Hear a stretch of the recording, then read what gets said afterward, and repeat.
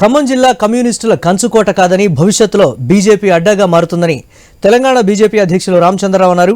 కమ్యూనిస్టులు దేశవ్యాప్తంగానే కాదు ప్రపంచవ్యాప్తంగా తుడిచిపెట్టుకుని పోతున్నారని తెలిపారు. బీజేపీ చీఫ్గా ఖమ్మం జిల్లాలో పర్యటించి కార్యకర్తలతో సమావేశమయ్యారు.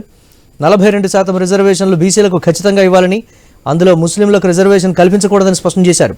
కాంగ్రెస్ పార్టీ అధికారంలోకి వచ్చి 19 నెలలవుతున్నా ఇచ్చిన హామీలు ఎందుకు నెరవేర్చడం లేదని తెలిపారు.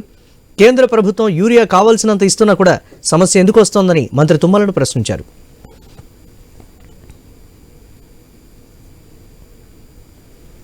మొన్నటి వరకు ఖమ్మం మీద కమ్యూనిస్టులు మా గడ్డ అనుకునే వాళ్ళు ఉన్నారో, ఇది ఖమ్మము రాబోయే రోజుల్లో ఇది బీజేపీ అడ్డా అవుతుందని చెప్పేసి కూడా మీకు చెప్తా ఉన్నాను. ఎందుకంటే ఈ దేశాన్ని, ఈ సమాజాన్ని, ఈ ప్రజల్ని రక్షించేది కేవలం బీజేపీ మాత్రమే. కాంగ్రెస్ పార్టీ ఈరోజు 42% మన బీసీలకు రిజర్వేషన్ చెప్తూ దాంట్లో 10% ముస్లింలకు ఏదైతే జోడిస్తున్నారో దాన్ని బీజేపీ వ్యతిరేకిస్తుంది.